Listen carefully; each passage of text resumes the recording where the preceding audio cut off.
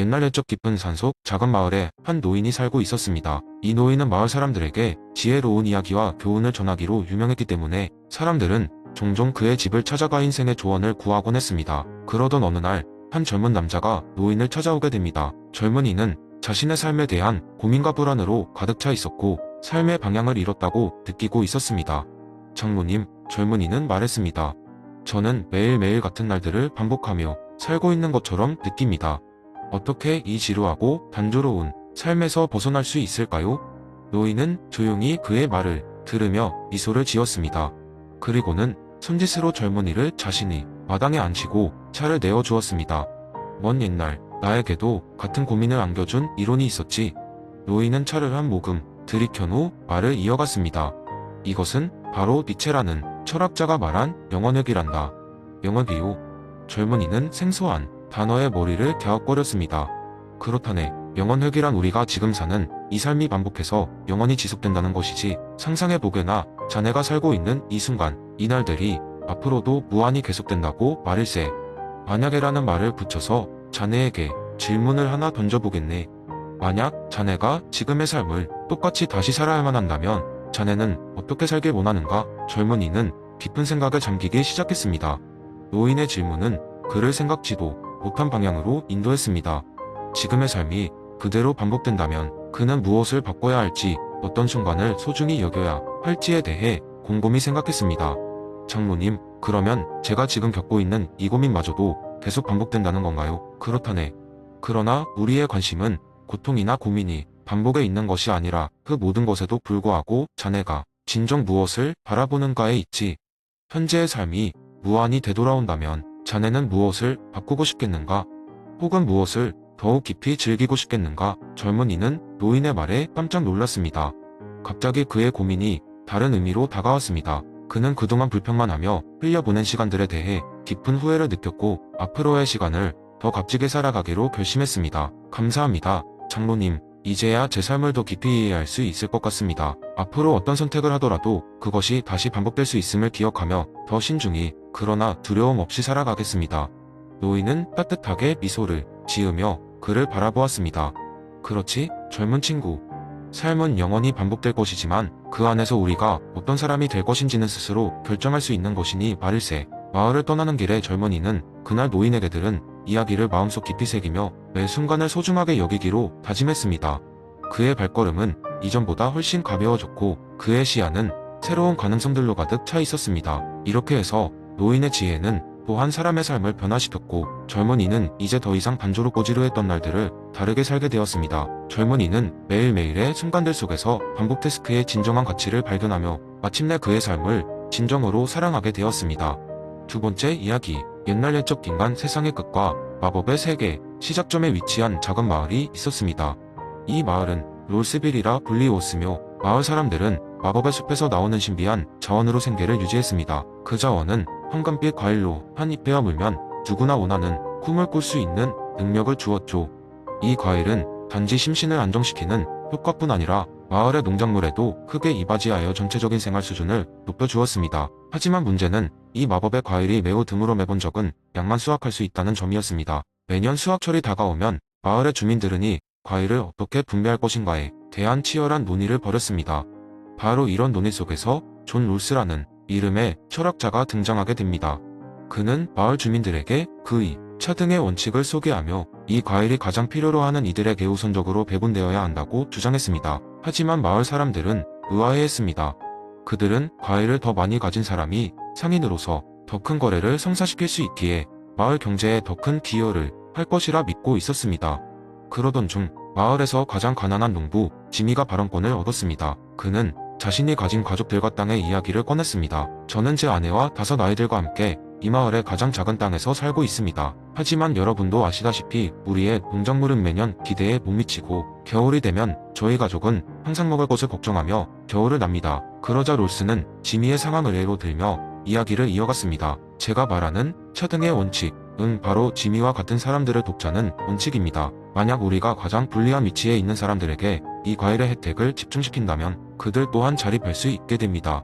지미의 농장이 충분히 번창하면 그는 다음 해에 더 많은 작물을 생산하여 마을 전체에 기여할 수 있을 것입니다. 불평등을 통해 모두가 이익을 보는 방향으로 나아가자는 것이죠. 마을 사람들은 롤스의 말에 일리가 있다고 느꼈지만 여전히 의문을 품고 있었습니다. 그러던 중 마을의 현자이자 나무를 돌보는 이인 마녀 엘라가 나섰습니다. 그녀는 이렇게 말했습니다. 마법의 숲도 그 자체로 차등의 원칙을 따릅니다. 숲은 언제나 가장 작은 새싹에게 가장 많은 빛과 보호를 주어 전체 생태계를 건강하게 만듭니다. 높은 나무가 먼저 열매를 맺고 줄기를 두껍게 하지만 결국 이 모든 것은 땅에 떨어질 씨앗을 통해 다시 재생됩니다.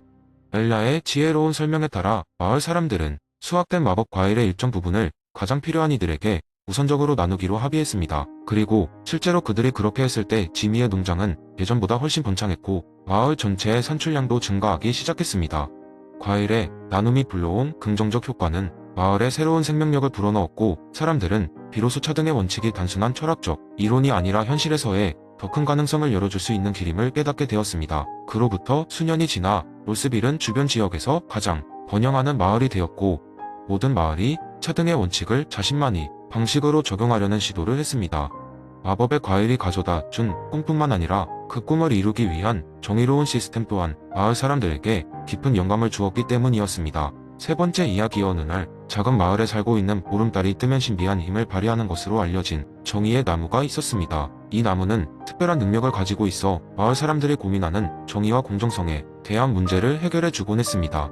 나무의 힘은 한 달에 한 번 보름달 밤에만 발휘되었기 때문에 마을 사람들은 매달 이날을 손꼽아 기다렸습니다. 그러던 어느 날 마을의 가장 부유한 상인인 존슨 씨가 정의의 나무 앞에 섰습니다. 그는 자신의 부유함이 철저히 자신의 능력과 노력 덕분이라고 믿고 있었습니다.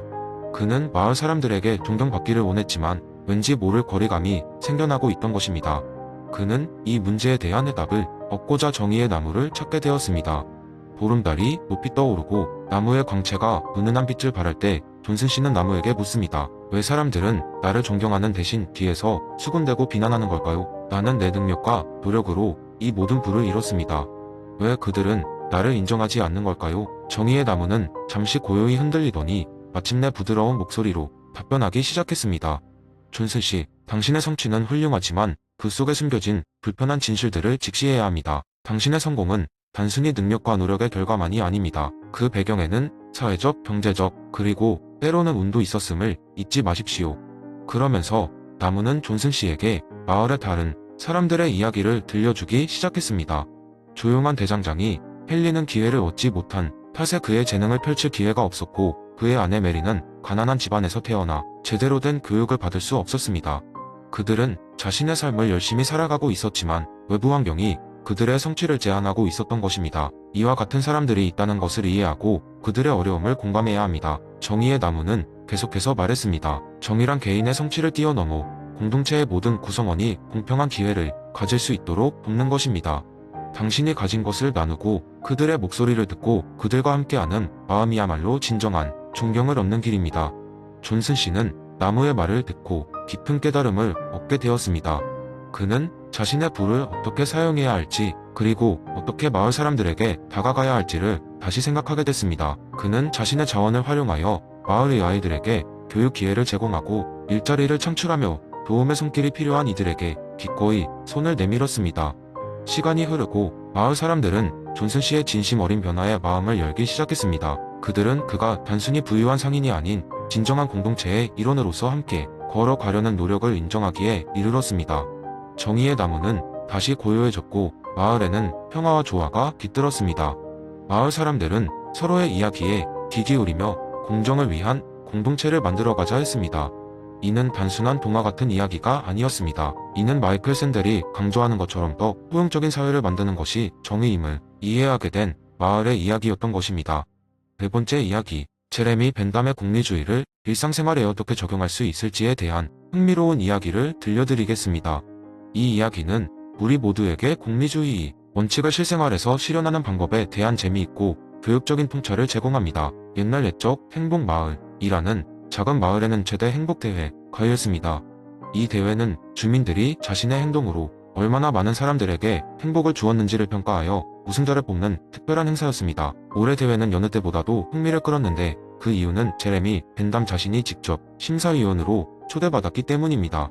벤담의 등장으로 마을 사람들은 공리주의에 입각한 독특한 시각으로 대회를 바라보게 되었습니다. 대회의 첫 번째 참가자는 마을의 빵집 주인 에밀리아였습니다. 에밀리아는 매일 밤늦게까지 일하며 다양한 종류의 빵과 페스트리를 준비했습니다. 그녀의 가게는 마을 사람들의 아침을 풍요롭게 만들었고, 특히 쳇바퀴 같은 일상에서 작은 행복을 찾고자 하는 이들에게 큰 위안을 주었습니다. 그녀는 대회에서 자신이 매일 새벽 3시에 일어나 빵을 구워냄으로써 마을 사람들이 아침에 행복하게 하루를 시작할 수 있도록 돕는다고 설명했습니다. 다음 참가자는 조지아라는 이름의 젊은 발명가였습니다. 조지아는 최근에 에너지를 절약하는 디바이스를 개발했습니다. 그녀의 발명품은 공기 조명을 사용해 에너지 소비를 최소화하고, 그 결과 마을의 전기세를 크게 줄이는 데 성공했습니다. 조지아의 발명은 마을 전체의 전기 비용 절감에 기여했을 뿐만 아니라 환경 보호라는 측면에서도 커다란 이점을 제공했습니다. 그리고 마지막으로 루카라는 농부가 있었습니다. 루카는 마을 외곽에 있는 자신의 농장에서 오가닉 농산물을 재배했습니다. 그는 대회에서 자신의 농산물이 어떻게 건강한 식생활을 도와주고 몸에 나쁜 화학물질의 소비를 줄여주며, 나아가 마을 사람들의 행복을 증대시키는지를 열정적으로 설명했습니다. 그의 이야기는 단순히 농산물을 파는 것을 넘어서 사회 전체에 긍정적인 영향을 미치는 행위로까지 확장되었습니다. 대회의 심사 시간이 다가옴에 따라 제레미 벤담은 깊은 고민에 빠졌습니다. 에밀리아의 방은 즉각적인 즐거움과 만족을 제공했으며, 조지아의 디바이스는 지속 가능한 미래를 보장했고, 루카의 농작물은 장기적인 건강에 기여하고 있었습니다. 벤담은 누구의 행동이 최대 다수의 최대 행복을 가져왔는지를 결정해야 했습니다. 그는 이 세 사람의 노력이 각기 다른 방식으로 마을에 긍정적인 효과를 주고 있음을 깨달았습니다. 결국 벤담은 이 대회의 진정한 목적이 경쟁이 아니라 협력임을 깨닫고, 세 사람 모두에게 공동 우승의 영예를 주기로 결정했습니다. 그는 주민들에게 진정한 행복은 혼자가 아닌 함께 이룰 때 더 큰 가치를 지닌다는 메시지를 전달했습니다. 마을 사람들은 서로의 다름을 인정하고 존중하면서 각자의 위치에서 최대 다수의 최대 행복을 목표로 하는 것이야말로 진정한 공리주의의 실천임을 깨달았습니다.